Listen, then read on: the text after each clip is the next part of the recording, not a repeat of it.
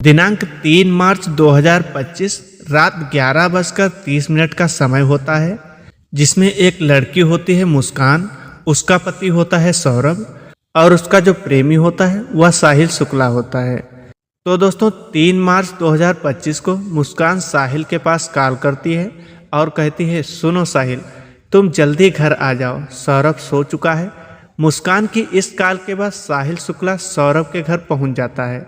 सौरभ के बगल में बैठकर मुस्कान और साहिल गांजे का नशा करते हैं। नशे के सुरूर में साहिल और मुस्कान दोनों सौरभ की हत्या कर देते हैं। दोनों हाथ और सिर काटकर बॉडी के 4 टुकड़े करते हैं।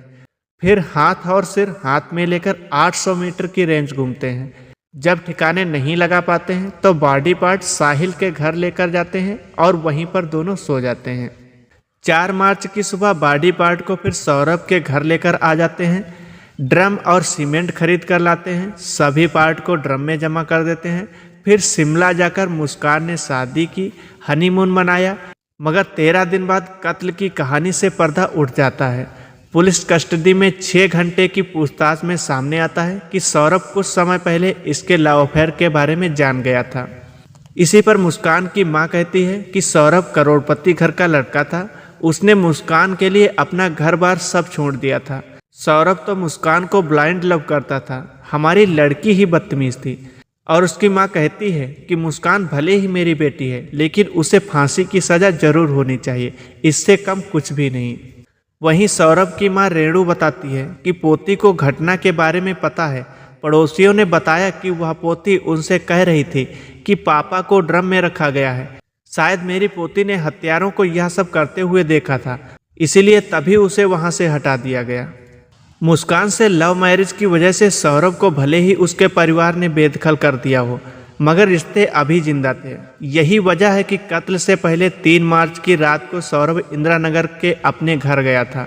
वहां उसकी मां ने रात के खाने में कोफ्ते बनाए थे।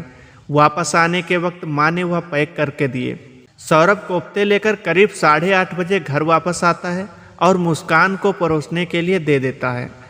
किचन में मुस्कान ने सौरभ को परोसे जाने वाले कोफ्ते में नींद की दवा मिला देती है। करीब 9:30 बजे दोनों एक साथ डिनर करते हैं। फिर सौरभ सोने के लिए बेडरूम में चला जाता है। मुस्कान ने बताया कि करीब 10:30 बजे वह सौरभ के कमरे में गई, उसे हिलाकर देखा मगर वह बेहोश था। रात में करीब 11:30 बजे तक सौरभ पूरी तरह से बेहोश हो गया। इसके बाद मुस्कान ने साहिल को फ़ोन किया, कहा अब तुम जल्दी घर आ जाओ, सौरभ बेहोश हो गया है। तभी साहिल रात करीब 1 बजे सौरभ के इंदिरा नगर वाले घर पहुंचता है।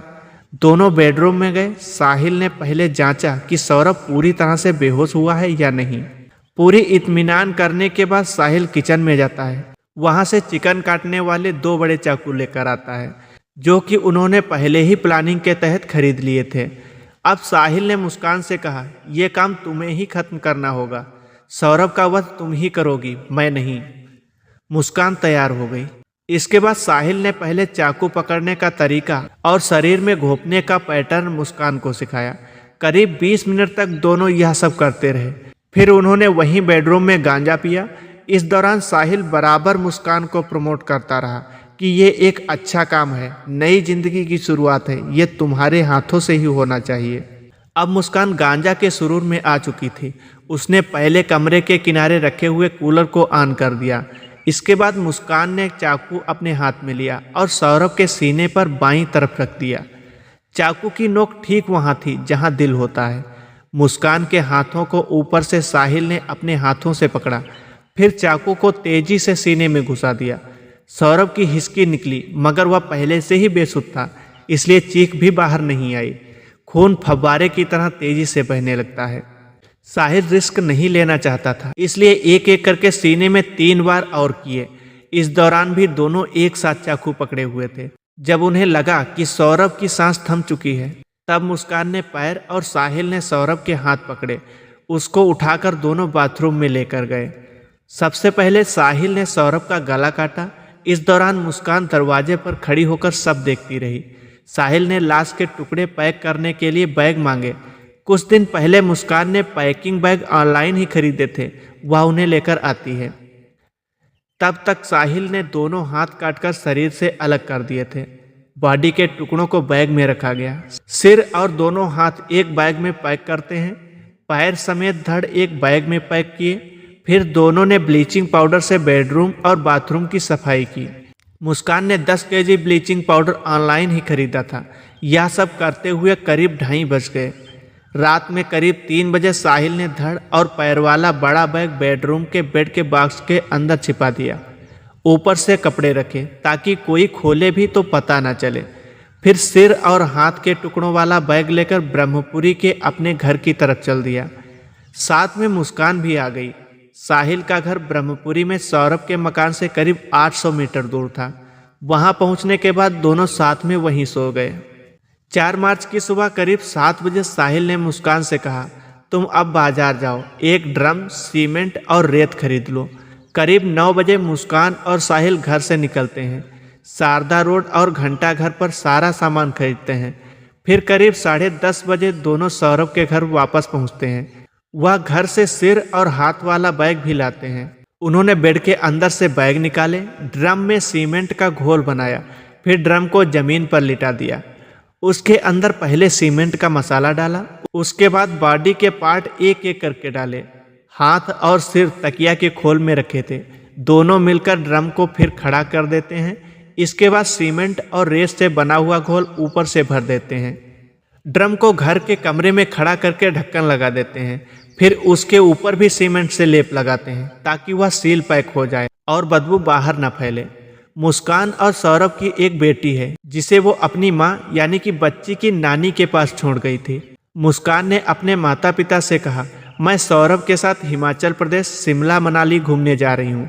मैं कुछ दिन बाद लौट कर आऊँगी, इसलिए आप लोग परेशान मत होना।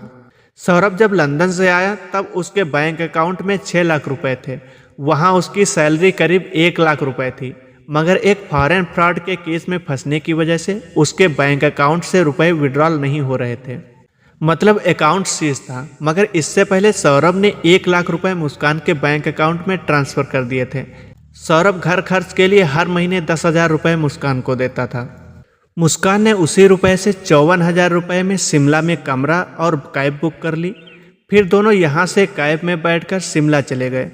दोनों वहाँ 13 दिन तक अलग अलग होटल में रहे, घूमे फिरे और एक मंदिर में जाकर एक दूसरे को वरमाला पहनाई। फिर होटल में हनीमून मनाते रहे। साहिल के कहने पर मुस्कान ने सौरभ का मोबाइल अपने साथ ले लिया। इस दौरान जो कॉल आ रही थी उन्हें रिसीव नहीं किया, मगर व्हाट्सएप और टेक्स्ट मैसेज से सौरभ बनकर बातचीत करती रही ताकि लोगों को शक न हो। सौरभ के दोस्त को वह बार बार नेटवर्क प्रॉब्लम के बारे में बता रही थी। कुछ व्हाट्सएप मैसेज पुलिस को मिले हैं जिनमें लिखा गया है, मैं पार्टी में हूँ, यहाँ बहुत शोर है, बात नहीं हो पाएगी। इसके बाद सबको यही लग रहा था कि सौरभ और मुस्कान कहीं घूमने गए हैं। मुस्कान और साहिल मेरठ लौटते हैं। मुस्कान मायके आई तो बेटी पापा से मिलने की जिद करने लगी। इसके बाद मुस्कान ने अपनी माँ को बताया कि उसने साहिल के साथ मिलकर सौरभ की हत्या कर दी है। साहिल के साथ उसने मंदिर में शादी कर ली है। यह सुनकर मुस्कान के पिता ब्रह्मपुरी थाने पहुंच जाते हैं। पुलिस को पूरी वारदात बताते हैं। इसके बाद पुलिस ने आरोपी मुस्कान और उसके बॉयफ्रेंड साहिल को अरेस्ट कर लिया। पुलिस कस्टडी में साहिल ने बताया, सौरभ को मुस्कान और मेरे लव अफेयर के बारे में पता चल गया था। मैं कई बार मुस्कान के घर जाता था। इसको लेकर सौरभ ने झगड़ा भी किया था कि मैं क्यों उसके घर जाता हूँ। सौरभ की मर्चेंट नेवी की नौकरी छूट गई थी। वह लंदन में एक बेकरी में जॉब करने लगा था, इसलिए वह मुस्कान पर ज़्यादा हावी नहीं हो पा रहा था। इस तरह से मुस्कान और सौरभ के बीच 2 तरह की टेंशन शुरू हो गई थी। पहली पैसे की दिक्कत और दूसरी लव अफेयर। सौरभ लंदन में रहता था, इसलिए साहिल और मुस्कान की नज़दीकी बढ़ती चली गई। यह सामने आया कि मुस्कान को साहिल ज़्यादा पसंद था, मगर वह उसके साथ शादी नहीं करना चाहती थी।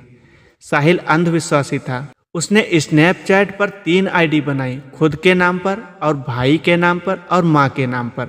साहिल इन आईडी से मुस्कान को मैसेज करता रहता कि साहिल ही तुम्हारे लिए ठीक लड़का है, वह तुम्हें पसंद करता है। कभी माँ की आईडी से मैसेज करता तो कभी भाई बनकर मुस्कान को बरगलाता था। धीरे धीरे मुस्कान को भी लगने लगा कि सौरभ से ज़्यादा अच्छी चॉइस साहिल है। साहिल की नानी ने कहा, जब हत्या की बात कही जा रही है तब मैं घर में नहीं थी। ऊपर के हिस्से में उसका कमरा है, वह नशा करता है, शायद कभी कभी शराब भी पी लेता है। वह किसी से बात नहीं करता, मुझे किसी लड़की के बारे में भी कभी कुछ नहीं बताया।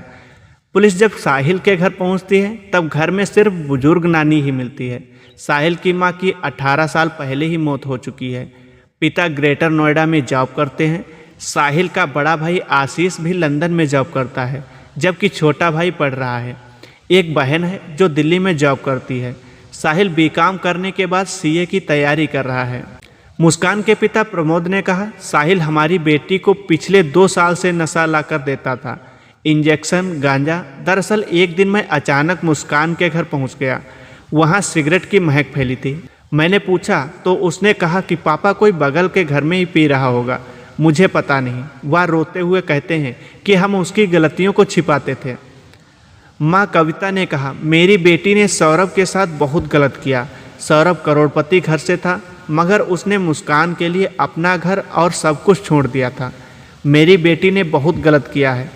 मुस्कान भले ही मेरी बेटी है, मगर मैं यही कहूँगी कि उसको फांसी होनी चाहिए। इससे कम की सज़ा नहीं होनी चाहिए।